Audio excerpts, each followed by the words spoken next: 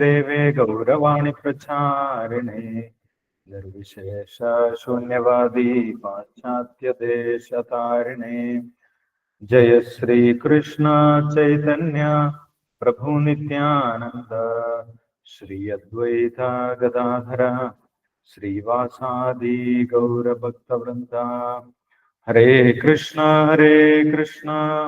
कृष्ण कृष्ण हरे हरे हरे राम राम राम हरे हरे श्री चैतन्य मनोभीष्टं स्थापितं येन भूतले स्वयं रूप कथा मह्यं ददाति स्वपदान्तिकम् वन्देऽहं श्रीगुरो श्रीयुतापदकमलं श्रीगुरुं वैष्णवां च श्रीरूपं साग्रजातं सहगणा रघुनाथान्वितं तं सजीवं साद्वैतं सावधूतं परिजनसहितं कृष्णचैतन्यदेवं श्रीराधाकृष्णपादान् सहगणललिता श्रीविशाखान्वितां च हे कृष्णा करुणा सिंधो दीनबंधो जगत्पते गोपेश गोपिका कांद राधा कांद नमोस्तुते तप्त कांचन गौरांगी राधे वृंदावनेश्वरी वृषभानुसुते देवी प्रणमामि हरिप्रिये वाञ्छाकल्पतरुभ्यश्च कृपा सिन्धुभ्येव च पतितानां पावनेभ्यो वैष्णवेभ्यो नमो नमः। जय श्री कृष्ण चैतन्य प्रभु नित्यानंद श्री अद्वैत गदाधर श्रीवासादि गौर भक्त वृंदा हरे कृष्ण कृष्ण कृष्ण हरे हरे हरे राम राम राम हरे हरे।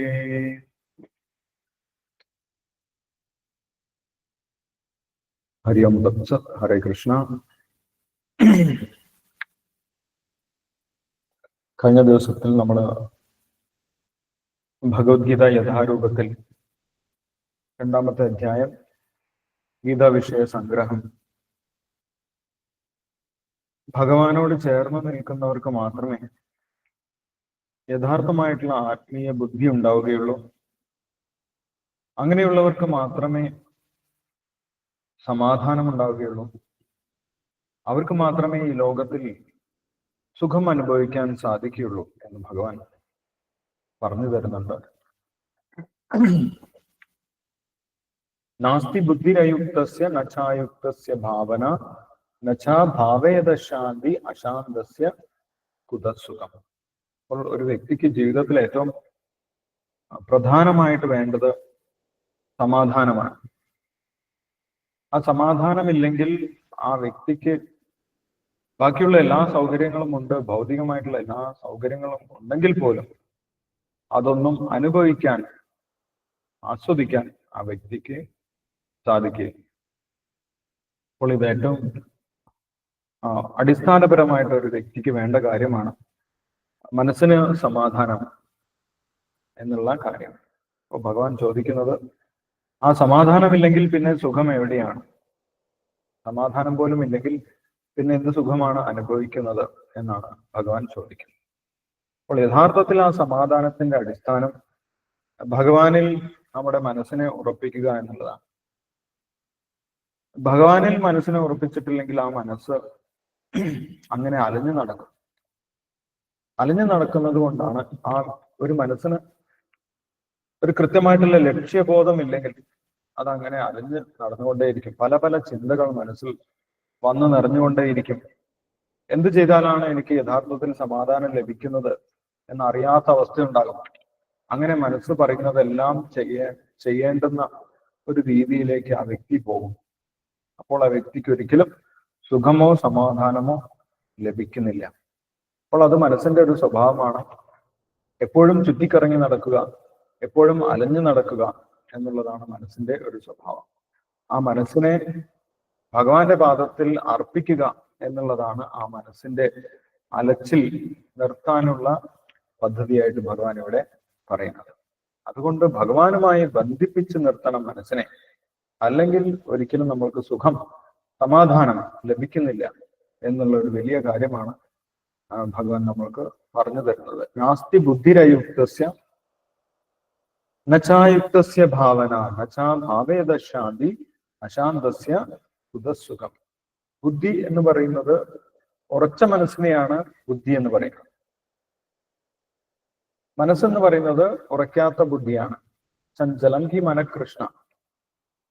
എപ്പോഴും നിരന്തരമായിട്ട് പല പല ചിന്തകളിൽ ഏർപ്പെട്ട് പല പല ചിന്തകളിലൂടെ അങ്ങനെ കടന്നു പോയിക്കൊണ്ടിരിക്കുക. ഒന്നിലും ഉറച്ചു നിൽക്കാൻ സാധിക്കാത്ത അവസ്ഥ. ആ ഒന്നിലും ഉറച്ചു നിൽക്കാൻ സാധിക്കാത്ത അവസ്ഥയാണ് ബുദ്ധിയില്ലാത്ത അവസ്ഥ എന്ന് പറയുന്നത്. അപ്പൊ ഭഗവാനിൽ ഉറപ്പിച്ച മനസ്സിനെയാണ് ബുദ്ധി എന്ന് ഭഗവാൻ പറയുന്നത്. അപ്പോൾ ആ മനസ്സിനെ ഭഗവാനിൽ മാത്രമേ ഉറപ്പിച്ചു നിർത്താൻ സാധിക്കുള്ളൂ. അങ്ങനെ മാത്രമേ ഒരു വ്യക്തിക്ക് സമാധാനം പോലും ലഭിക്കുകയുള്ളൂ എന്നാണ് ഭഗവാൻ പറയുന്നത്. അങ്ങനെ മനസ്സിനെ ഭഗവാനെ കുറിച്ചുള്ള ചിന്തകളിൽ, ഭഗവാന്റെ സേവനത്തിൽ ഉറപ്പിച്ചു വെച്ചിട്ടില്ലെങ്കിൽ എന്താണ് സംഭവിക്കുന്നത് എന്നാണ് അടുത്ത ശ്ലോകത്തിൽ ഭഗവാൻ 67ാമത്തെ ശ്ലോകത്തിൽ പറയുന്നത്. ഇന്ദ്രിയാണാം ഹി ചരതാം യന്മനോ അനുവിധീയതേ തദസ്യ ഹരതി പ്രജ്ഞാം വായുർനാമം ഇവാംബസി. ഭഗവാനിൽ ഉറക്കാത്ത മനസ്സാണുള്ളതെങ്കിൽ, ഭഗവാനിൽ ഉറക്കാത്ത ബുദ്ധിയാണുള്ളതെങ്കിൽ ആ വ്യക്തിയുടെ മനസ്സിനും ബുദ്ധിക്കും എന്താണ് സംഭവിക്കുന്നത്, എന്ത് മാറ്റമാണ് ഉണ്ടാവുന്നത് എന്നാണ് 67ാമത്തെ ശ്ലോകത്തിൽ പറയുന്നത്. ഇന്ദ്രിയാണാം ഹി ചരതാം യന്മനോ അനുവിധീയതേ തദസ്യ ഹരതി പ്രജ്ഞാം വായുർനാമം ഇവാംബസി. അതുകൊണ്ട് എന്ത് ചെയ്യണം എന്നും അതിന്റെ പരിഹാരമായിട്ട് എന്താണ് ചെയ്യേണ്ടത് എന്ന് അടുത്ത ശ്ലോകത്തിൽ പറയുന്നു. തസ്മാദസ്യ മഹാബാഹോ നിഗൃഹീതാനി സർവശ ഇന്ദ്രിയാണീന്ദ്രിയാർത്ഥേഭ്യ തസ്യ പ്രജ്ഞ പ്രതിഷ്ഠിത. ഈ രണ്ട് ശ്ലോകം നമ്മൾക്ക് ഒരുമിച്ച് വായിക്കാം. 67ഉം 68ഉം ശ്ലോകങ്ങൾ. ഒന്നിൽ പ്രശ്നവും ഒന്നിൽ പരിഹാരവുമാണ് പറയുന്നത്. അപ്പോൾ നമ്മൾക്ക് ആ രണ്ട് ശ്ലോകം വായിച്ചതിന് ശേഷം ഡിസ്കസ് ചെയ്യാം. 67ഉം 68ഉം ശ്ലോകത്തിന്റെ വിവർത്തനം ഭാവാർത്ഥം വായിച്ചോളൂ. അതിനുശേഷം നമുക്ക് ഡിസ്കസ് ചെയ്യാം. ഹരേ കൃഷ്ണ പ്രഭുജി വായിക്കട്ടെ. ഗീതമാതായിട്ട് വായിച്ചോ. ഓം നമോ ഭഗവതേ വാസുദേവായ. ഓം നമോ ഭഗവതേ വാസുദേവായ. ഓം നമോ ഭഗവതേ വാസുദേവായ. ഇന്ദ്രിയാണാം ഹി ചരതാം യന്മനോനോ വിധീയതേ തദസ്യ ഹരതി പ്രജ്ഞാം വായുർനാവമിവാംഭസി. ശ്രീല പ്രഭുപാദ കീ ജയ്. വെള്ളത്തിലെ തോണിയെ കൊടുങ്കാറ്റ് എന്നതുപോലെ അലയുന്ന ഇന്ദ്രിയങ്ങളിൽ ഏതെങ്കിലും ഒന്നിൽ മനസ്സ് കേന്ദ്രീകരിക്കുമ്പോൾ മനുഷ്യന്റെ ബുദ്ധിയെ അത് വലിച്ചിഴയ്ക്കുന്നു. ഭാവാർത്ഥം: എല്ലാ ഇന്ദ്രിയങ്ങളെയും ഭഗവത് സേവനത്തിൽ ഏർപ്പെടുത്താത്ത പക്ഷം അവയിൽ വിഷയലോലുപമായ ഒന്നു മാത്രം മതി ഭക്തനെ ദിവ്യമായ പുരോഗതിയുടെ പാതയിൽ നിന്ന് വ്യതിചലിപ്പിക്കുവാൻ. അംബരീഷ ചരിതത്തിൽ കാണുന്നത് പോലെ ഇന്ദ്രിയങ്ങൾ ഒന്നൊഴിയാതെ കൃഷ്ണാവബോധത്തിൽ പ്രവർത്തന നിരതമാക്കണം. അതാണ് മനസംയമനത്തിനുള്ള ശരിയായ മാർഗം. ശ്ലോകം 68. തസ്മാദസ്യ മഹാബാഹോ നിഗൃഹീതാനി സർവശഃ ഇന്ദ്രിയാണി ഇന്ദ്രിയാർത്ഥേഭ്യസ്തസ്യ പ്രജ്ഞാ പ്രതിഷ്ഠിത. അതുകൊണ്ട് കൈക്കരുത്തുള്ളവനെ, ഇന്ദ്രിയങ്ങളെ അവയുടെ വിഷയങ്ങളിൽ നിന്ന് പിന്മാറ്റാൻ കഴിവുള്ള ആളാണ് സ്ഥിതപ്രജ്ഞൻ. ഭാവാർത്ഥം: ഇന്ദ്രിയങ്ങളെ കൃഷ്ണന്റെ അതീന്ദ്രിയ സേവനത്തിൽ വിനിയോഗിക്കുക അഥവാ കൃഷ്ണാവബോധത്തിൽ മുഴുകുക വഴി മാത്രമേ ഒരാൾക്ക് ഇന്ദ്രിയ സുഖാവേശം നിയന്ത്രിക്കാൻ കഴിയൂ. ശത്രുക്കളെ ഒതുക്കുന്നത് കൂടുതൽ ശക്തി കൊണ്ടാണല്ലോ. ഇന്ദ്രിയങ്ങളെ മനുഷ്യപ്രയത്നം കൊണ്ട് ഒതുക്കാനാവില്ല. അതിനവയെ ഭഗവത് സേവനത്തിൽ എപ്പോഴും ഏർപ്പെടുത്തുക മാത്രമാണ് ഉപായം. കൃഷ്ണാവബോധം കൊണ്ട് വേണം സ്ഥിതപ്രജ്ഞനാകാനെന്നും വിശ്വാസ്യനായ ഒരു ആധ്യാത്മിക ഗുരുവിന്റെ മേൽനോട്ടത്തിൽ പരിശീലിക്കേണ്ടതാണ് ഈ കലയെന്നും അറിയുന്ന ഒരാൾ സാധകൻ അല്ലെങ്കിൽ മുക്തിക്ക് യോഗ്യനായവൻ എന്ന് വിളിക്കപ്പെടുന്നു. ഹരേ കൃഷ്ണ പ്രഭുജി. ഹരേ കൃഷ്ണ. Thank you Geetamataji. ഹരേ കൃഷ്ണ. അപ്പോൾ ഭഗവാൻ ഇവിടെ ഈ 67ാമത്തെ ശ്ലോകത്തിൽ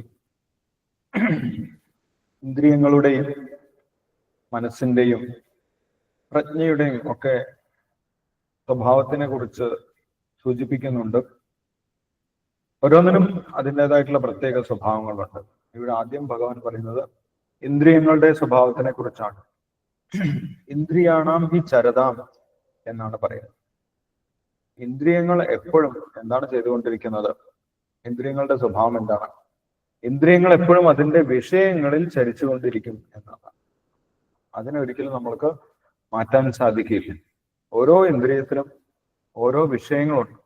ചിലപ്പോൾ ഒരു ഇന്ദ്രിയത്തിന് ഒന്നിൽ കൂടുതൽ വിഷയങ്ങളും ഉണ്ടാകും. അപ്പൊ ഇന്ദ്രിയങ്ങളുടെ സ്വഭാവം, സ്വാഭാവികമായിട്ടുള്ള അവസ്ഥ എന്താണ്? ആ ഇന്ദ്രിയങ്ങൾ എപ്പോഴും അതിന്റെ വിഷയങ്ങളെ കുറിച്ച് അങ്ങനെ ചിന്തിച്ചുകൊണ്ടിരിക്കും. കണ്ണിന് കാഴ്ച, മൂക്കിന് ഗന്ധം, ചെവിക്ക് ശബ്ദം, നാക്കിന് രുചി, അതേപോലെ സംസാരം, ത്വക്കിന് സ്പർശം, ഇങ്ങനെ ഓരോ ഇന്ദ്രിയങ്ങൾക്കും ഓരോ വിഷയങ്ങളുണ്ട്. ആ ഇന്ദ്രിയങ്ങൾ ശരീരമുള്ളിടത്തോളം കാലം എന്ത് ചെയ്തുകൊണ്ടിരിക്കും? ഇന്ദ്രിയാണാം ഹി ചരത. ഇന്ദ്രിയങ്ങൾ അതിന്റെ വിഷയങ്ങളിൽ എപ്പോഴും വ്യാപരിച്ചുകൊണ്ടേയിരിക്കും. ഓരോ ഇന്ദ്രിയത്തിലും ഓരോ വിഷയം അനുഭവിക്കുന്നതിന് ആവശ്യമാണ്. അതുകൊണ്ട് ആ ഇന്ദ്രിയ വിഷയം തനിക്ക് വേണം എന്നാണ് എപ്പോഴും ഇന്ദ്രിയങ്ങൾ ആവശ്യപ്പെട്ടുകൊണ്ടേയിരിക്കുന്നത്. അതാണ് അതിന്റെ സ്വഭാവം. ഇനി മനസ്സിനെ കുറിച്ചാണ് പറയുന്നത്. യൻ മനോ അനുവിധീയതേ. അപ്പോൾ ഈ മനസ്സിന് എപ്പോഴും എന്തിനുള്ള സാധ്യതയുണ്ട്? ആ വിഷയങ്ങൾക്ക് കീഴ്പ്പെടാനുള്ള, അല്ലെങ്കിൽ ഇന്ദ്രിയങ്ങളുടെ നിർദ്ദേശങ്ങൾക്ക് കീഴ്പ്പെടാനുള്ള സാധ്യത മനസ്സിനുണ്ട്. യൻ മനോ അനുവിധീയതേ. ആ മനസ്സ് അതിനെ അനുഗമിക്കും. എന്തിനെ? ഇന്ദ്രിയ വിഷയങ്ങളെ. ഓരോ ഇന്ദ്രിയ വിഷയങ്ങളെ കുറിച്ചും ഇന്ദ്രിയങ്ങൾ ആരോടാണ് പറയുന്നത്? മനസ്സിനോടാണ് പറയുന്നത്. ഓരോ ഇന്ദ്രിയങ്ങളും അതിന്റെ വിഷയം അനുഭവിക്കണം എന്ന് മനസ്സിനോട് അങ്ങനെ നിരന്തരമായിട്ട് ആവശ്യപ്പെട്ടുകൊണ്ടിരിക്കുകയാണ്, നിർദ്ദേശിച്ചുകൊണ്ടിരിക്കുകയാണ്. ഇന്ന വിഷയം അനുഭവിക്കണം എന്ന് പറഞ്ഞിട്ട്. അപ്പോൾ മനസ്സ് ഉറച്ചതല്ലെങ്കിൽ, അല്ലെങ്കിൽ ബുദ്ധി പ്രവർത്തിക്കുന്നില്ലെങ്കിൽ എന്ത് സംഭവിക്കും? തദസ്യ ഹരതി പ്രജ്ഞാം വായുർനാവം ഇവാംബസി. ഒരു കെട്ടിയിടാത്ത തോണി പോലെ, ഒരു തോണിയെ കരയ്ക്ക് നമ്മൾ കുറ്റി അടിച്ച് കെട്ടിയിട്ട് കഴിഞ്ഞാൽ പിന്നെ കാറ്റടിച്ചാലും അതെങ്ങോട്ടും പോകുന്നില്ല. പക്ഷെ അതിനെ കെട്ടിയിട്ടില്ലെങ്കിൽ എന്ത് സംഭവിക്കും?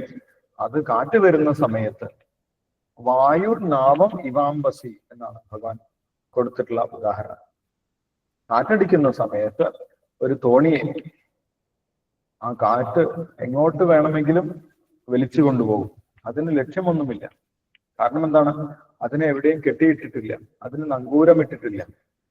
അപ്പോൾ കെട്ടിയിടാത്ത ഒരു തോണിയെ പോലെയാണ് ഭഗവാനിൽ ഉറയ്ക്കാത്ത മനസ്സ് എന്നാണ് പറയുന്നത്. അതിന് പ്രജ്ഞയില്ല, അതിന് ബോധമില്ല. ബോധം എന്ന് പറയുന്നത് ആ കെട്ടാണ്, ഭഗവാനുമായിട്ടുള്ള ബന്ധമാണ് ബോധം എന്ന് പറയുന്നത്, പ്രജ്ഞ. അപ്പോൾ ആ പ്രജ്ഞ എപ്പോൾ വേണമെങ്കിലും നഷ്ടപ്പെടാം എന്നുള്ളതാണ് ആ പ്രജ്ഞയുടെ സ്വഭാവമായിട്ട് നമുക്കിവിടെ മനസ്സിലാക്കാൻ സാധിക്കുന്നത്. തദസ്യ ഹരതി പ്രജ്ഞ.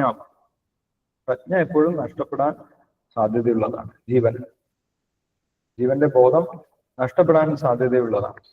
എങ്ങനെയാണ് നഷ്ടപ്പെടുന്നത്? ഇന്ദ്രിയ വിഷയങ്ങളിലേക്ക് മനസ്സ് വ്യാപരിക്കുന്ന സമയത്ത് അതിന്റെ യഥാർത്ഥ ബോധം, ഞാൻ യഥാർത്ഥത്തിൽ ആരാണ്, ഞാൻ യഥാർത്ഥത്തിൽ എന്താണ് ചെയ്യേണ്ടത് എന്നുള്ള കാര്യമൊക്കെ നഷ്ടപ്പെടാൻ സാധ്യതയുണ്ട്.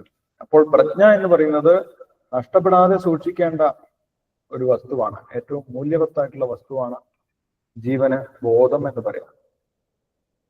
ബോധം നഷ്ടപ്പെടാൻ സാധ്യതയുണ്ട് എന്നാണ് ഇവിടെ ഭഗവാൻ പറയുന്നത്. തദസ്യ ഹരതി പ്രജ്ഞ. ആ പ്രജ്ഞ നഷ്ടപ്പെടാം. എങ്ങനെ നഷ്ടപ്പെടാം? ഇന്ദ്രിയ വിഷയങ്ങളിലേക്ക് മനസ്സ് വ്യാപരിക്കുന്ന സമയത്ത് അത് നഷ്ടപ്പെടാം. അപ്പോൾ അതുകൊണ്ടാണ് ഭഗവാൻ പറഞ്ഞത് എപ്പോഴും മനസ്സിൽ ഭഗവാനെ കുറിച്ചുള്ള ചിന്ത ഉണ്ടായിരിക്കണം. പരം ദൃഷ്ടാ നിവർത്തത. അങ്ങനെയാണ് മനസ്സിനെ രക്ഷിക്കുന്നത്. ഉയർന്ന ചിന്തകളിലേക്ക് എപ്പോഴും മനസ്സിനെ കൊണ്ടുപോകണം. ചിന്ത ഇല്ലാതിരിക്കുന്ന ഒരവസ്ഥ മനസ്സിന് ഒരിക്കലും ഇല്ല. അപ്പോൾ ഭഗവാനെ കുറിച്ച് നിരന്തരം ചിന്തിക്കുകയാണെങ്കിൽ ഈ ഇന്ദ്രിയ വിഷയങ്ങളെ കുറിച്ച് ഇന്ദ്രിയങ്ങൾ പറയുന്നത് ആ മനസ്സിനെ ബാധിക്കാതിരിക്കും. അതല്ലെങ്കിൽ എന്ത് സംഭവിക്കും? മനസ്സിൽ ഭഗവാനെ കുറിച്ചുള്ള ചിന്തയൊന്നുമില്ല. അപ്പോൾ ഇന്ദ്രിയ വിഷയങ്ങളെ കുറിച്ചുള്ള ചിന്തകൾ കൊണ്ട് മനസ്സ് നിറയും. അങ്ങനെ ഇന്ദ്രിയങ്ങൾക്ക് വളരെ എളുപ്പത്തിൽ മനസ്സിനെ കീഴടക്കാൻ സാധിക്കും.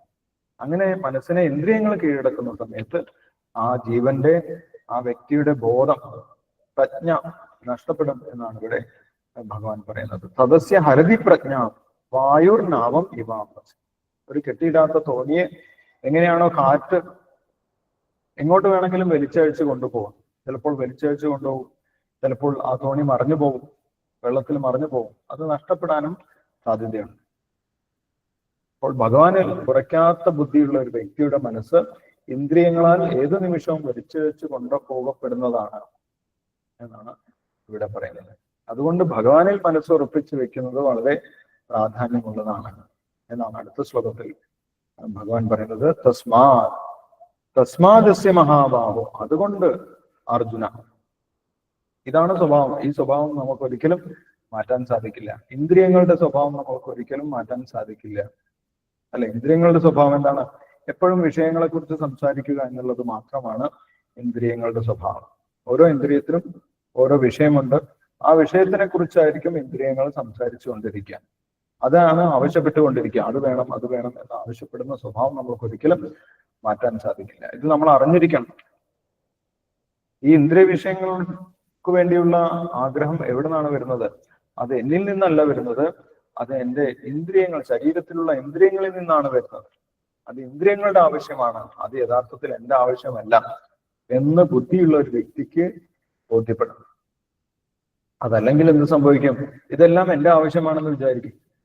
ഓരോ ഇന്ദ്രിയ വിഷയം, ഓരോ ഇന്ദ്രിയങ്ങളുടെ ആവശ്യവും എൻ്റെ തന്നെ ആവശ്യമാണ് എന്ന് വിചാരിച്ച് ആ ബുദ്ധി നഷ്ടപ്പെട്ട വ്യക്തി അതിന് പുറകെ പോകും എന്നാണ് പറയുന്നത്. വായുർനാവം ഇവാംബസി. കെട്ടഴിഞ്ഞ ഒരു തോണിയെ പോലെ കാറ്റത്ത് ആടി ഉലഞ്ഞ് അത് ലക്ഷ്യമില്ലാതെ എങ്ങോട്ട് വേണമെങ്കിലും പോകും. അവസാനം നശിക്കുന്നു എന്നുള്ളത് ഉറപ്പാണ്. ഇന്ദ്രിയ വിഷയങ്ങൾക്ക് പുറകെ പോയി കഴിഞ്ഞാൽ ഒരിക്കലും ലക്ഷ്യത്തിലെത്തുന്നില്ല. ആ വ്യക്തിക്ക് ഒരിക്കലും സമാധാനം കിട്ടുന്നില്ല, സന്തോഷം കിട്ടുന്നില്ല എന്നുള്ള കാര്യം ഉറപ്പാണ്. ഇന്ദ്രിയ വിഷയങ്ങൾക്ക് വേണ്ടി പ്രവർത്തിച്ചു കഴിഞ്ഞാൽ ഒരു വ്യക്തിക്ക് ഒരിക്കലും സമാധാനത്തിലൂടെ, സന്തോഷത്തിലൂടെ ജീവിക്കാൻ സാധിക്കുന്നില്ല. അതുകൊണ്ട് ഭഗവാന്റെ നിർദ്ദേശം എന്താണ്? തസ്മാദസ്യ മഹാബാഹോ നിഗൃഹീതാനി സർവശ. അതുകൊണ്ട്, എന്തുകൊണ്ട്? ഇന്ദ്രിയങ്ങളുടെ സ്വഭാവം ഇങ്ങനെ ആയതുകൊണ്ട്, അത് നമ്മൾക്ക് മാറ്റാൻ പറ്റാത്തതായതുകൊണ്ട് നമ്മൾ എന്താണ് ചെയ്യേണ്ടത്?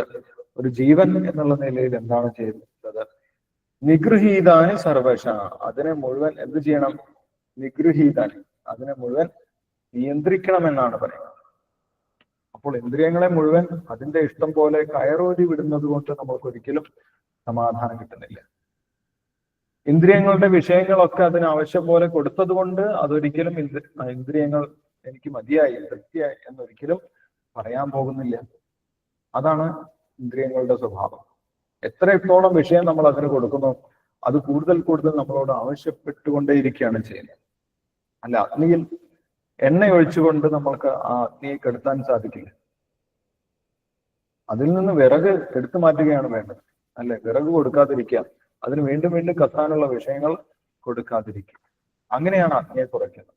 അല്ലാതെ ആ വിഷയങ്ങൾ വീണ്ടും കൂടുതൽ കൊടുത്തത് കൊണ്ട് ഒരിക്കലും ഇന്ദ്രിയങ്ങൾ തൃപ്തിയായി ഇനി മതി എന്നൊരിക്കലും പറയുന്നില്ല. അതാണ് അതിന്റെ സ്വഭാവം എന്ന് നേരത്തെ തന്നെ പറഞ്ഞു. ഇന്ദ്രിയാണാം ഈ ചരത, അത് ജീവിതകാലം മുഴുവൻ വിഷയങ്ങൾക്ക് വേണ്ടി മാത്രമേ സംസാരിക്കൂ.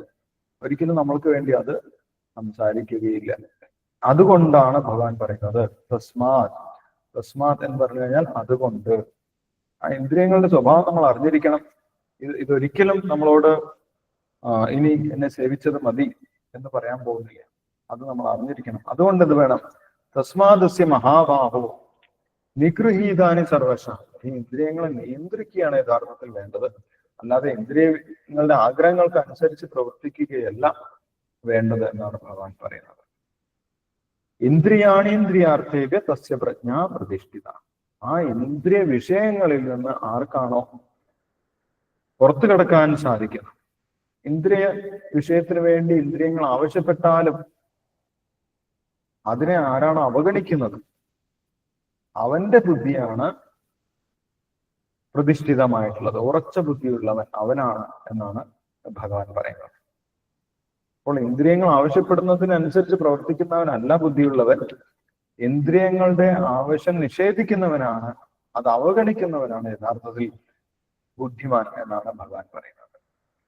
അതുകൊണ്ട് ആ ഇന്ദ്രിയ വിഷയങ്ങളെ നിയന്ത്രിക്കണം എന്നാണ് ഭഗവാൻ പറയുന്നത്. തസ്മാത് യസ്യ മഹാബാഹോ നിഗൃഹീതാനി സർവശഃ ഇന്ദ്രിയാണീന്ദ്രിയാർത്ഥേഭ്യ തസ്യ പ്രജ്ഞ പ്രതിഷ്ഠിത. അപ്പോൾ ഇന്ദ്രിയങ്ങളുടെ ആവശ്യങ്ങൾ അവഗണിക്കാൻ സാധിക്കുന്നവനാണ് പ്രതിഷ്ഠിതമായിട്ടുള്ള ബുദ്ധിയുള്ളവൻ. തസ്യ പ്രജ്ഞ, അവന്റെ ബുദ്ധി പ്രതിഷ്ഠിതമാണ്. ഓരോ ഇന്ദ്രിയ വിഷയങ്ങൾക്കും അനുസരിച്ച് പ്രവർത്തിക്കുന്നവൻ ബുദ്ധിയില്ലാത്തവനാണ്, ബുദ്ധി നഷ്ടപ്പെട്ടവനാണ് എന്നാണ് ഭഗവാൻ പറയുന്നത്. അപ്പോൾ എങ്ങനെയാണ് ഇന്ദ്രിയങ്ങളെ നിയന്ത്രിക്കുന്നത്? ഇന്ദ്രിയങ്ങളെ നിയന്ത്രിക്കുന്നത് അത്ര എളുപ്പമുള്ള കാര്യമല്ല. അർജുനൻ തന്നെ പറയുന്നു, ഇന്ദ്രിയങ്ങൾക്ക് വളരെയധികം ശക്തിയുണ്ട്. ഭഗവാൻ തന്നെയാണ് ഇന്ദ്രിയങ്ങളെ സൃഷ്ടിച്ചിട്ടുള്ളത്. അതുകൊണ്ട് ഒരു ജീവന് ഒരിക്കലും ഇന്ദ്രിയങ്ങളെ നിയന്ത്രിക്കാൻ സാധിക്കുകയില്ല. അതിനുള്ള വഴി നേരത്തെ തന്നെ ഭഗവാൻ പറഞ്ഞു തന്നിരുന്നത്, പരം ദൃഷ്ടാ നിവർത്തതെ വിഷയാ വിനിവർത്തന്തേ നിരാഹാരസ്യ ദേഹിന രസവർജം രസോപ്യസ്യ പരം ദൃഷ്ടാ നിവർത്തതെ. അതിന് ഉയർന്ന പ്രവൃത്തികൾ കൊടുക്കണം. ഇന്ദ്രിയങ്ങൾക്കും മനസ്സിനും ഉയർന്ന പ്രവൃത്തികൾ കൊടുക്കണം, ഉയർന്ന ബോധത്തിലുള്ള പ്രവൃത്തികൾ കൊടുക്കണം. അങ്ങനെ മാത്രമേ താഴ്ന്ന തരം പ്രവൃത്തികളിൽ നിന്ന് ഒരു വ്യക്തിക്ക് രക്ഷപ്പെടാൻ സാധിക്കുകയുള്ളൂ. അതിനുള്ള ഉപായമായിട്ടാണ് ഭഗവാൻ ബുദ്ധിയോഗം പറഞ്ഞു തന്നിട്ടുള്ളത്. ബുദ്ധി കൊണ്ട് നമ്മൾക്ക് താഴ്ന്ന തരം പ്രവൃത്തികളൊക്കെ ഉപേക്ഷിക്കാൻ സാധിക്കും എന്ന് ഭഗവാൻ പറഞ്ഞിട്ടുണ്ട്. ദൂരേണ ഹെവരം കർമ്മ ബുദ്ധിയോഗ ധനഞ്ജയ ബുദ്ധൗ ശരണമന്വിച്ച കൃപണ ഫലഹേതവ. ഈ ബുദ്ധിയോഗത്തിൽ നമ്മൾ പ്രവർത്തിക്കുകയാണെങ്കിൽ സ്വാഭാവികമായിട്ടും ഇന്ദ്രിയ വിഷയങ്ങളിൽ നിന്ന് ഒരു വ്യക്തിക്ക് പുറത്തു കടക്കാൻ സാധിക്കും. കാരണം ബുദ്ധിയോഗത്തിൽ നമ്മൾ പ്രവർത്തിക്കുന്നത് ഇന്ദ്രിയങ്ങൾക്ക് വേണ്ടിയല്ല, ഇന്ദ്രിയങ്ങളുടെ അധിപതിയായിട്ടുള്ള ഭഗവാന് വേണ്ടിയാണ്. ഋഷികേശിന് വേണ്ടിയാണ് നമ്മൾ പ്രവർത്തിക്കുന്നത്. ഋഷികേശ സേവനം, അതാണ് ഭക്തി അല്ലെങ്കിൽ ബുദ്ധിയോഗം എന്ന് പറയുന്നത്. ഇപ്പൊ ഋഷികേശനെ സേവിക്കുന്ന സമയത്ത് ഋഷികേശന്റെ അനുഗ്രഹം കൊണ്ടാണ് ഈ ഇന്ദ്രിയങ്ങൾ തൃപ്തമാകുന്നത്. അങ്ങനെയുള്ള ഒരു വ്യക്തിയുടെ ഇന്ദ്രിയങ്ങൾ പിന്നെ ആ വ്യക്തിയെ അധികം ശല്യപ്പെടുത്താത്ത അവസ്ഥയിൽ വരും. സാധാരണഗതിയിൽ ഒരാൾക്ക് ഒരു ഇന്ദ്രിയത്തിന്റെ വിഷയത്തിനെ ഒരിക്കലും അവഗണിക്കാൻ സാധിക്കില്ല. അത് നിരന്തരം പറഞ്ഞുകൊണ്ടിരിക്കും, അത് ചെയ്തേ മതിയാകും, നമ്മളത് ചെയ്യേണ്ടി വരും. നമ്മൾക്ക് ഇഷ്ടമല്ലെങ്കിൽ പോലും അത് തെറ്റാണ് എന്നറിഞ്ഞാൽ പോലും ചെയ്യേണ്ടി വരും. അതാണ് സാധാരണഗതിയിലുള്ള അവസ്ഥ. പക്ഷേ ബുദ്ധിയോഗത്തിൽ പ്രവർത്തിക്കാൻ തുടങ്ങിക്കഴിഞ്ഞാൽ ക്രമേണ ഭഗവാന്റെ അനുഗ്രഹം കൊണ്ട് മത് പ്രസാദാത് തരിഷ്യസി എന്ന് ഭഗവാൻ പറയുന്നത് അല്ലെ.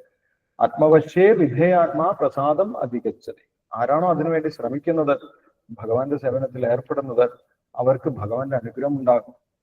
പ്രസാദേ സർവദുഃഖാനാം അനിരസ്യോപജായതേ. ആ ഭഗവാന്റെ അനുഗ്രഹം ഉണ്ടാകുന്ന സമയത്ത് ഇന്ദ്രിയങ്ങൾ ആ വ്യക്തിയെ ഉപദ്രവിക്കാതിരിക്കുകയാണ് ചെയ്യുന്നത്. അങ്ങനെയാണ് ഇന്ദ്രിയ വിഷയങ്ങളിൽ നിന്ന് രക്ഷ പ്രാപിക്കുന്നത്. അല്ലാതെ ഇന്ദ്രിയങ്ങളെ കൃത്രിമമായിട്ട് ബലം പിടിച്ച് അതിന്റെ വിഷയത്തിൽ നിന്ന് നമ്മൾക്ക് മാറ്റാൻ സാധിക്കില്ല. ഇവിടെ ശീലപ്രഭാതനം ഭാവാർത്ഥത്തിൽ പറയുന്നുണ്ട്, ആ ശത്രുവിനെ ജയിക്കുന്നത് കൂടുതൽ ശക്തി കൊണ്ടാണ്. അപ്പൊ നമ്മുടെ ശത്രു ഇന്ദ്രിയ വിഷയങ്ങൾ വളരെ ശക്തിയുള്ളതാണ്. അപ്പോൾ അതിനെ തോൽപ്പിക്കണമെങ്കിൽ നമ്മുടെ സ്വന്തം ശക്തി കൊണ്ട് സാധിക്കുകയില്ല എന്നൊരു സാധകന് ബോധ്യപ്പെടണം. അങ്ങനെയാണെങ്കിൽ മാത്രമേ ആ സാധകൻ ഭഗവാനെ ശരണം പ്രാപിക്കൂ. ആ ഭഗവാന്റെ അനുഗ്രഹം കൊണ്ടാണ് ഒരു വ്യക്തിക്ക് യഥാർത്ഥത്തിൽ ഇന്ദ്രിയ വിഷയങ്ങളിൽ നിന്ന് പുറത്തു കടക്കാൻ സാധിക്കുന്നത്. അതൊരു ശാസ്ത്രമാണ് എന്നിവിടെ ശീലപ്രഭാതർ വിശദീകരിക്കുന്നുണ്ട്. അതൊരു ശാസ്ത്രമാണ്, അതൊരു കലയാണ് എന്ന് പറയുന്നുണ്ട്. കൃഷ്ണാബോധം കണ്ടു വേണം സ്ഥിതപ്രജ്ഞനാകാനെന്നും വിശ്വാസനായ ഒരു ആധ്യാത്മിക ഗുരുവിന്റെ മേൽനോട്ടത്തിൽ പരിശീലിക്കേണ്ടതാണ് ഈ കലയെന്നും അറിയുന്ന ഒരാൾ സാധകൻ അല്ലെങ്കിൽ മുക്തിക്ക് യോഗ്യനായവൻ എന്ന് വിളിക്കപ്പെടുന്നു. അപ്പോൾ ഇതൊരു ശാസ്ത്രമാണ്. ഈ ശാസ്ത്രം നമ്മൾ കേട്ട് മനസ്സിലാക്കേണ്ടത് ഇത് അഭ്യസിക്കുന്ന, ഇതിൽ നിപുണനായിട്ടുള്ള, ഇതിൽ എക്സ്പേർട്ട് ആയിട്ടുള്ള ഒരു ഗുരുവിൽ നിന്നാണ്. ആ ഗുരുവിനും യഥാർത്ഥത്തിൽ ഇന്ദ്രിയ നിയന്ത്രണം ഉണ്ടായിരിക്കണം.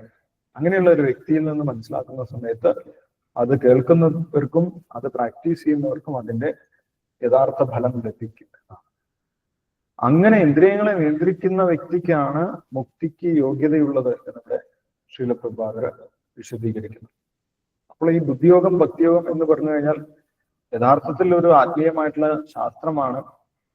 അത് യഥാർത്ഥത്തിൽ പ്രാക്ടീസ് ചെയ്യുന്നവർക്ക് അതിന്റെ റിസൾട്ട് മനസ്സിലാക്കാൻ സാധിക്കും.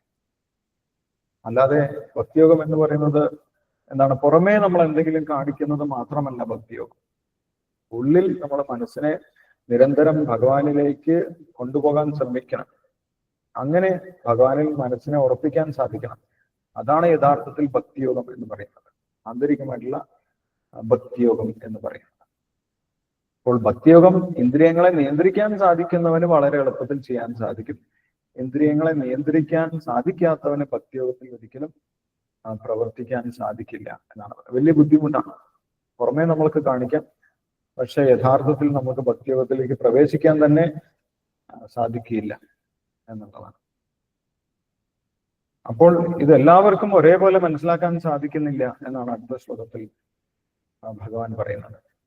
ഭൗതികമായിട്ട് മാത്രം ചിന്തിക്കുന്നവർക്ക് ഈ കാര്യങ്ങൾ മനസ്സിലാക്കാൻ ബുദ്ധിമുട്ടായിരിക്കും. പക്ഷെ ഇത് പ്രാക്ടീസ് ചെയ്യാൻ ശ്രമിക്കുന്നവർക്ക് ഈ കാര്യങ്ങളൊക്കെ മനസ്സിലാക്കാൻ സാധിക്കും എന്ന് അടുത്ത ശ്ലോകത്തിൽ പറയുന്നുണ്ട്. സമയമുണ്ടെങ്കിൽ നമുക്ക് ആ ശ്ലോകം കൂടി വായിക്കാം. 69-ാമത്തെ ശ്ലോകം. ഈ 2 ശ്ലോകങ്ങളിൽ എന്തെങ്കിലും സംശയങ്ങൾ ഉണ്ടെങ്കിൽ നമുക്ക് ഡിസ്കസ് ചെയ്യാം. ഇപ്പോൾ വായിച്ച 2 ശ്ലോകങ്ങള്, നമ്മൾ വായിച്ചിട്ടുള്ള 2 ശ്ലോകങ്ങള്, ഇന്ദ്രിയാണാം ഹി ചരതാം യന്മനോ അനുവിധീയതേ തദസ്യ ഹരിതി പ്രജ്ഞാം വായുർനാവം ഇതാംബസി. ഇന്ദ്രിയങ്ങളുടെയും മനസ്സിന്റെയും പ്രജ്ഞയുടെയും സ്വഭാവമാണ് പറഞ്ഞിട്ടുള്ളത്. ഇന്ദ്രിയങ്ങൾ എപ്പോഴും ഇന്ദ്രിയ വിഷയങ്ങളെ കുറിച്ച് ചിന്തിച്ചു കൊണ്ടിരിക്കുന്നതാണ്. മനസ്സ് ഭഗവാനിൽ ഉറപ്പിച്ചിട്ടില്ലെങ്കിൽ ആ മനസ്സും ഇന്ദ്രിയങ്ങളുടെ ആവശ്യത്തിനനുസരിച്ച് വിഷയങ്ങൾക്ക് പുറകെ പോകും. ഏതുപോലെ നങ്കൂരമിടാത്ത, കെട്ടിയിടാത്ത ഒരു തോണി കാറ്റിൽ അലഞ്ഞു തിരിഞ്ഞു പോകുന്നത് പോലെ വായുർനാവം ഇവാംബസി. അപ്പൊ അവരുടെ സ്വഭാവങ്ങൾ നമ്മൾ അറിഞ്ഞിരിക്കണം എന്നാണ് ഭഗവാൻ പറയുന്നത്. ഇങ്ങനെ മനസ്സ് വിഷയത്തിന്റെ പുറകെ പോയി കഴിഞ്ഞാൽ ആ വ്യക്തിയുടെ ബോധം നഷ്ടപ്പെടും എന്ന് പറയും. പ്രജ്ഞ നഷ്ടപ്പെടുന്നതാണ്. അതുകൊണ്ട് നമ്മൾ അതിനെ സൂക്ഷിക്കേണ്ടതാണ് എന്നുള്ള കാര്യം പറയും. തദസ്യ ഹരതി പ്രജ്ഞ നഷ്ടപ്പെടുന്നതാണ്, സ്ഥിരമായിട്ടുള്ളതല്ല. അത് സൂക്ഷിച്ചു വെച്ചിട്ടില്ലെങ്കിൽ നഷ്ടപ്പെട്ടു പോകുന്നതാണ്. അതുകൊണ്ട് ഭഗവാൻ എന്ത് പറഞ്ഞു, തസ്മാത്, അതുകൊണ്ട് നമ്മൾ ആ ഇന്ദ്രിയങ്ങളെ നിയന്ത്രിച്ച് പ്രജ്ഞയെ നഷ്ടപ്പെടാതെ നോക്കണം എന്നാണ് നമ്മൾക്കുള്ള ആ ബോധം. എന്താണ് ബോധം? ഞാൻ ഭഗവാന്റെ സംരക്ഷണത്തിൽ ഇരുന്ന് കഴിഞ്ഞാൽ എനിക്ക് സുഖമായിട്ട് ജീവിക്കാൻ സാധിക്കും, എനിക്ക് സമാധാനമുണ്ടാകും. ഭഗവാന്റെ സേവനത്തിലാണ് എനിക്ക് യഥാർത്ഥ സുഖം ലഭിക്കുന്നത്, യഥാർത്ഥ സമാധാനം ലഭിക്കുന്നത്. ഭഗവാന്റെ സംരക്ഷണം ഉണ്ടെങ്കിൽ എനിക്ക് മറ്റൊന്നും ഭയപ്പെടേണ്ട ആവശ്യമില്ല എന്നുള്ള ബോധം അത് നഷ്ടപ്പെടും. അത് നഷ്ടപ്പെട്ടാലാണ് നമ്മൾ മറ്റുള്ളതിൻ്റെയൊക്കെ പുറകെ പോകും. അവരെന്നെ രക്ഷിക്കും, ഇവരെന്നെ രക്ഷിക്കും, അല്ലെങ്കിൽ കുറെ സമ്പത്തുണ്ടെങ്കിൽ എനിക്ക് രക്ഷപ്പെടാം, കുറെ പണമുണ്ടെങ്കിൽ എനിക്ക് രക്ഷപ്പെടാം, ജോലി ഉണ്ടെങ്കിൽ എനിക്ക് രക്ഷപ്പെടാം എന്ന് പറഞ്ഞിട്ട് മറ്റു പലതിൻ്റെയും പുറകെ അവരൊക്കെ എന്നെ രക്ഷിക്കും എന്ന് വിചാരിച്ച് അങ്ങനെ പോകും. അതാണ് ബോധം നഷ്ടപ്പെട്ട അവസ്ഥ എന്ന് പറയുന്നത്. ആ പ്രജ്ഞ നഷ്ടപ്പെട്ട അവസ്ഥ. വിഷയങ്ങളൊക്കെ എന്നെ രക്ഷിക്കും എന്ന് വിചാരിക്കും. യഥാർത്ഥത്തിൽ ആരാണ് രക്ഷിക്കുന്നത്? ഭഗവാനാണ് രക്ഷിക്കുന്നത് എന്നുള്ള പ്രജ്ഞ, ആ ബോധം നഷ്ടപ്പെട്ടു പോകും. അപ്പോൾ അത് നഷ്ടപ്പെടാതെ സംരക്ഷിക്കണം എന്നാണ് ഭഗവാൻ പറയുന്നത്. അതെങ്ങനെയാണ് സംരക്ഷിക്കുന്നത്? ഇന്ദ്രിയങ്ങളെ നിയന്ത്രിച്ചുകൊണ്ടാണ് അതിനെ സംരക്ഷിക്കുന്നത് എന്നാണ് പറയുന്നത്. എങ്ങനെയാണ് ഇന്ദ്രിയങ്ങളെ നിയന്ത്രിക്കുന്നത്? ഇന്ദ്രിയങ്ങളെ ഭഗവാന്റെ സേവനത്തിലേക്ക് കൊണ്ടുവന്നിട്ടാണ് അതിനെ നിയന്ത്രിക്കുന്നത് എന്ന് ശ്രീല പ്രഭുപാദർ വിശദീകരിക്കുന്നു. അതിന്റെ ഏറ്റവും വലിയ ഉദാഹരണമാണ് നമ്മൾക്ക് നേരത്തെ തന്നെ പറഞ്ഞു തന്നിട്ടുള്ളത്. എല്ലാ ഇന്ദ്രിയങ്ങളെയും ഭഗവാന്റെ വ്യത്യസ്ത സേവനങ്ങളിലേക്ക് കൊണ്ടുവന്നു. അല്ലെ, ആരാണ് അങ്ങനെ കൊണ്ടുവന്നിട്ടുള്ളത്? അംബരീഷ മഹാരാജാവ്. യെസ്, അംബരീഷ മഹാരാജാവ്. അല്ലെ, അംബരീഷ മഹാരാജാവ് വളരെ ലളിതമായിട്ട് ഓരോ ഇന്ദ്രിയങ്ങളെയും ഭഗവാനുമായിട്ട് ബന്ധപ്പെടുത്തി മനസ്സിനെ സവൈ കൃഷ്ണ മനഃപദാരവിന്ദയോ, ഭഗവാന്റെ പാതാരവിന്ദത്തിൽ ഭഗവാന്റെ ലീലകളെ കുറിച്ച് ചിന്തിക്കുന്നതിൽ മനസ്സിനെ കൊണ്ടുപോയി ഉറപ്പിച്ചു. നിരന്തരം ഭഗവാന്റെ ലീലകളെ കുറിച്ച് കേൾക്കാനും അതിനെ സ്മരിക്കാനും മനസ്സുപയോഗിച്ചു. ശ്രവണം, അദ്ദേഹത്തിന്റെ കേൾവി ഭഗവാനെ കുറിച്ച് കേൾക്കുന്നതിന് വേണ്ടി, ഭഗവാന്റെ സത്കഥകൾ, ഉയർന്ന കഥകൾ കേൾക്കുന്നതിന് വേണ്ടി ഉപയോഗിച്ചു. അദ്ദേഹത്തിന്റെ കണ്ണുകൾ ഭഗവാന്റെ രൂപം ദർശിക്കുന്നതിന് വേണ്ടി, സൗന്ദര്യം ദർശിക്കുന്നതിന് വേണ്ടി ഉപയോഗിച്ചു. അദ്ദേഹത്തിന്റെ ഗന്ധം അറിയുന്നതിനുള്ള കഴിവ് ഭഗവാനിൽ അർപ്പിച്ച പുഷ്പങ്ങൾ മണക്കുന്നതിന് വേണ്ടി ഉപയോഗിച്ചു. അദ്ദേഹത്തിന്റെ രസന ഭഗവാൻ അർപ്പിച്ച പ്രസാദം കഴിക്കുന്നതിന് വേണ്ടി ഉപയോഗിച്ചു. അദ്ദേഹത്തിന്റെ സ്പർശം ഭക്തന്മാരെ തൊടുന്നതിനും ഭക്തന്മാരെ സ്വീകരിക്കുന്നതിന് വേണ്ടി ഉപയോഗിച്ചു. അദ്ദേഹത്തിന്റെ കരങ്ങൾ ഭഗവാന്റെ ക്ഷേത്രം ശുദ്ധീകരിക്കുന്നതിന് വേണ്ടി ഉപയോഗിച്ചു. അദ്ദേഹത്തിന്റെ പാദങ്ങൾ ഭഗവാന്റെ ക്ഷേത്രത്തിലേക്ക് പോകുന്നതിന് വേണ്ടി ഉപയോഗിച്ചു. അങ്ങനെ അദ്ദേഹത്തിന് കിട്ടിയിട്ടുള്ള എല്ലാ ഇന്ദ്രിയങ്ങളെയും ഭഗവാന്റെ സേവനത്തിലേക്ക് ഉപയോഗിച്ച സമയത്ത് ആ ഇന്ദ്രിയങ്ങൾ സ്വാഭാവികമായിട്ട് അദ്ദേഹത്തിനെ സഹായിക്കുന്ന രീതിയിലായിട്ട് മാറി. അതിനാണ് യോഗം എന്ന് പറയുന്നത്. ഭഗവാൻ പറയുന്നുണ്ട് യോഗ കർമ്മസു കൗശലം. കർമ്മത്തിന്റെ കൗശലം എന്താണ്? ഇവിടെ കുടുങ്ങിപ്പോകാതെ മുന്നോട്ട് പോകാനുള്ള വഴി എന്താണ്? യോഗമാണ്. ഭഗവാനുമായിട്ട് ചേർന്ന് നിന്ന് പ്രവർത്തിക്കുക, ഭഗവാന്റെ ഇഷ്ടത്തിനനുസരിച്ച് പ്രവർത്തിക്കുക എന്നുള്ളതാണ് ഇവിടെ കുടുങ്ങിപ്പോകാതെ, ഭൗതിക ലോകത്തിൽ കുടുങ്ങിപ്പോകാതെ മുന്നോട്ട് പോകാനുള്ള വഴി എന്ന് പറയുന്നത്. അതുതന്നെയാണ് വ്യത്യസ്ത രീതിയിൽ നമ്മൾക്ക് ഇവിടെ ഭഗവാൻ പറഞ്ഞു തരുന്നത്. അതല്ലെങ്കിൽ ഇന്ദ്രിയങ്ങളൊക്കെ പല വഴിക്ക് പോകും. അതൊക്കെ മനസ്സിനെ പിടിച്ചു വലിച്ചു കൊണ്ടുപോകും. ആ മനസ്സ് ഉറച്ചു നിന്നില്ലെങ്കിൽ നമ്മൾക്ക് സമാധാനം പോലും ഉണ്ടാവില്ല. അതുകൊണ്ട് മനസ്സിനെ എപ്പോഴും ഭഗവാനിൽ തന്നെ ഉറപ്പിച്ചു വെക്കണം. അതിനാദ്യമായിട്ട് ഇന്ദ്രിയങ്ങളെ നിയന്ത്രിക്കാനും ശ്രമിക്കണം. ഇന്ദ്രിയങ്ങളെ നിയന്ത്രിക്കുന്നത് ഭഗവാന്റെ സഹായത്തോടു കൂടിയാണ്. സ്വന്തം ശക്തി കൊണ്ട് നമുക്ക് അതിന് സാധിക്കുകയില്ല എന്നുള്ള കാര്യം ഇവിടെ ശ്രീല പ്രഭാകർ നമുക്ക് വിശദീകരിച്ച് പറഞ്ഞു തരുന്നത്. അപ്പൊ ഇതെല്ലാ ആളുകൾക്കും മനസ്സിലായിക്കൊള്ളണമെന്നില്ല എന്നടുത്ത ശ്ലോകത്തിൽ ഭഗവാൻ പറയുന്നുണ്ട്. 69ാമത്തെ ശ്ലോകത്തിൽ യാ നിശാ സർവഭൂതാനാം തസ്യാം ജാഗ്രതി സംയമി യസ്യാം ജാഗ്രതി ഭൂതാനി സാ നിശ പശ്യതോ മുനെ. രണ്ടു തരത്തിലുള്ള ആൾക്കാരുണ്ട്. രണ്ടു തരത്തിലുള്ള വിജയം ആഗ്രഹിക്കുന്നവരുണ്ട്. അവരുടെ ഈ ലോകത്തിനെ കുറിച്ചുള്ള കാഴ്ചപ്പാട് വ്യത്യസ്തമാണ്. ഒരു കൂട്ടരുടെ കാഴ്ചപ്പാട് പോലെയല്ല മറ്റൊരു കൂട്ടരുടെ കാഴ്ചപ്പാട്. ഒന്ന് പകല് പോലെയാണ്, ഒന്ന് രാത്രി പോലെയാണ്. ഒരു കൂട്ടർക്ക് പകലായി തോന്നുന്നത് മറ്റൊരു കൂട്ടർക്ക് രാത്രിയായി തോന്നുന്നത്. കാഴ്ചപ്പാടിൽ വലിയ വ്യത്യാസമുണ്ട് എന്നാണ് പറയുന്നത്. അപ്പോൾ അത് ആരെക്കുറിച്ചാണ് പറയുന്നത് എന്ന് നമ്മൾക്ക് നോക്കാം. വിവർത്തനം ഭാവാർത്ഥം വായിച്ചതിന് ശേഷം നമുക്ക് ആ ശ്ലോകം ഡിസ്കസ് ചെയ്യാം. 69ാമത്തെ ശ്ലോകം യാ നിശാ സർവഭൂതാനാം തസ്യാം ജാഗ്രതി സംയമി യസ്യാം ജാഗ്രതി ഭൂതാനി സാ നിശ പശ്യതോ മുനെ എന്നാണ് ഭഗവാൻ പറയുന്നത്. വിവർത്തനം ഭാവാർത്ഥം വായിച്ചോളൂ.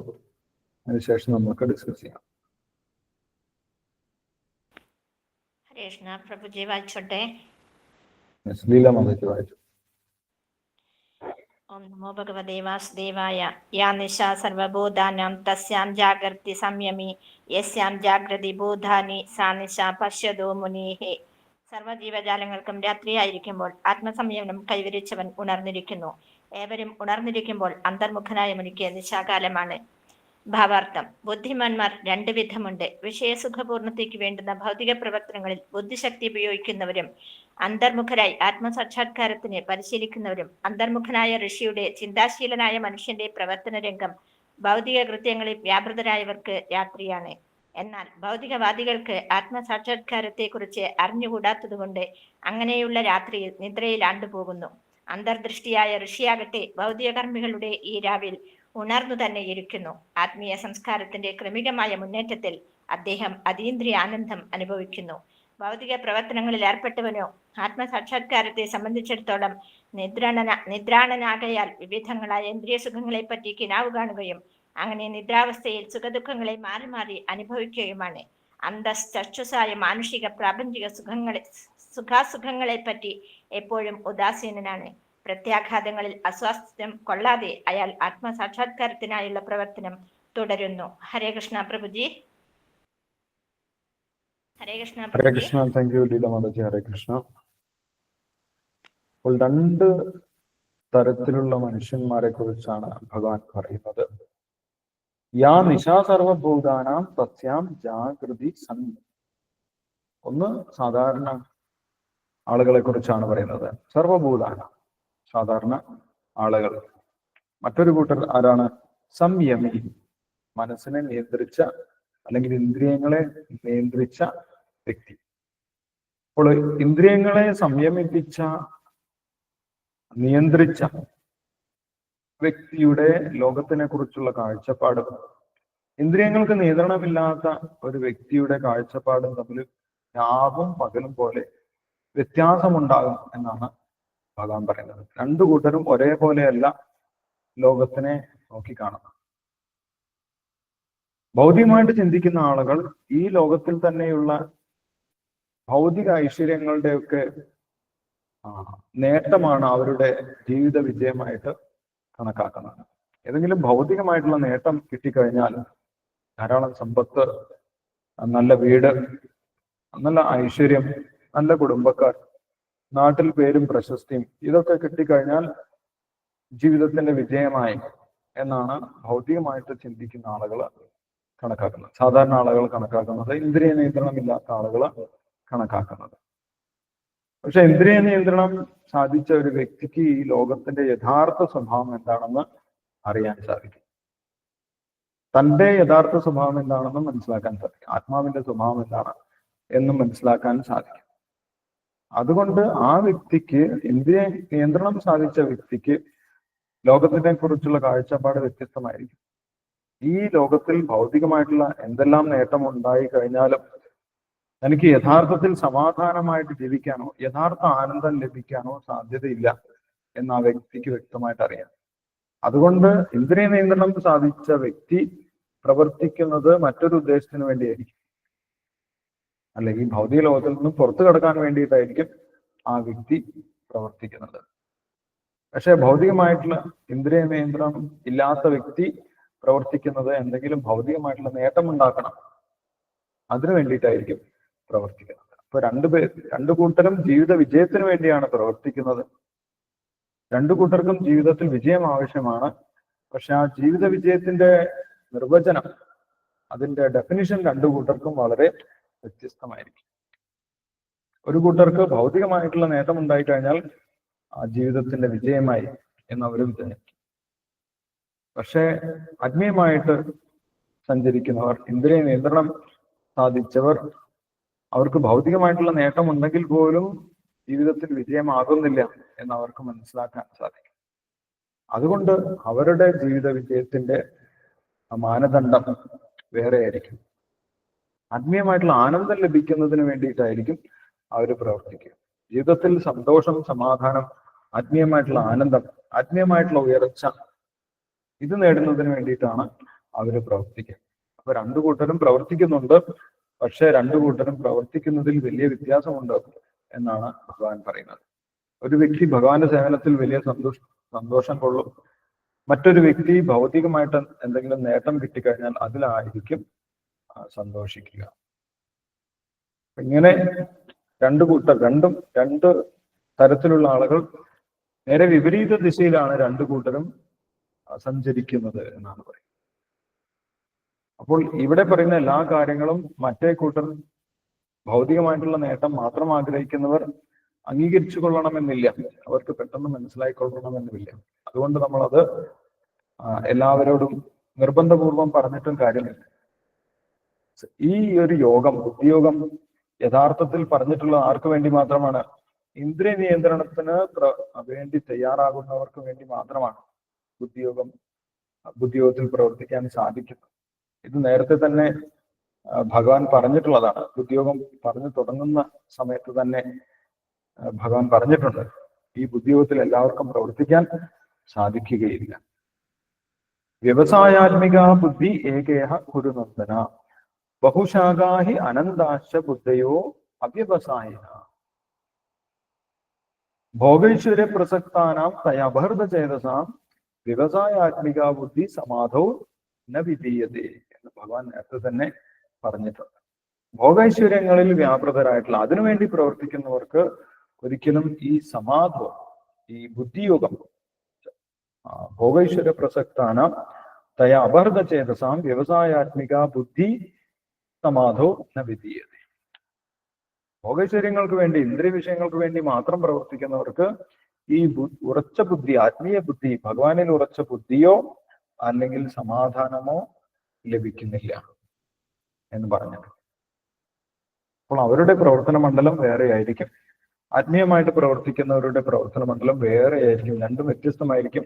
അതുകൊണ്ട് ആത്മീയമായിട്ട് പ്രവർത്തിക്കുന്നവർ മറ്റുള്ളവരുടെ പ്രവൃത്തി കണ്ട് വിഭ്രമിക്കേണ്ട ആവശ്യമില്ല, അതിൽ നമ്മൾ ഉത്കണ്ഠപ്പെടേണ്ട ആവശ്യമില്ല എന്നാണ് പറയുന്നത്. അവർക്ക് സമയമായിട്ടില്ല, അവർക്ക് ആ മനസ്സിന്റെ പക്വത എത്താത്തത് കൊണ്ടാണ് അവർക്ക് ഈ കാര്യങ്ങൾ മനസ്സിലാകാത്തത്. അവർ വിപരീത ദിശയിലായിരിക്കും പ്രവർത്തിക്കുക. പക്ഷേ ഇന്ദ്രിയ നിയന്ത്രണത്തിന് വേണ്ടി പ്രവർത്തിക്കുന്ന വ്യക്തി മറ്റുള്ള രീതിയിൽ പ്രവർത്തിക്കേണ്ടി വരും, ആത്മീയമായിട്ടുള്ള പ്രവർത്തനങ്ങളൊക്കെ ചെയ്യേണ്ടി വരും. അതുകൊണ്ട് മറ്റുള്ളവർ ചെയ്യുന്നില്ലല്ലോ, ഞാൻ മാത്രമാ എന്തിനാണ് ചെയ്യുന്നത് എന്നുള്ള രീതിയിൽ ചിന്തിക്കേണ്ട ആവശ്യമില്ല. എല്ലാവരും പ്രവർത്തിക്കുന്നത് ഒരേ നിലവാരത്തിലല്ല എന്നാണ് ഭഗവാൻ ഇവിടെ പറയുന്നത്. രണ്ടു കൂട്ടരും വിപരീത ദിശയിൽ പ്രവർത്തിക്കുന്ന ആളുകളാണ്. അതുകൊണ്ട് ആത്മീയതയുടെ വിപരീത ദിശയിൽ പ്രവർത്തിക്കുന്ന ഒരുപാട് പേരെ നമുക്ക് കാണാൻ സാധിക്കും. പ്രത്യേകിച്ചും കലിയുഗത്തിൽ അധിക പേരും വിപരീത ദിശയിൽ പ്രവർത്തിക്കുന്നത്.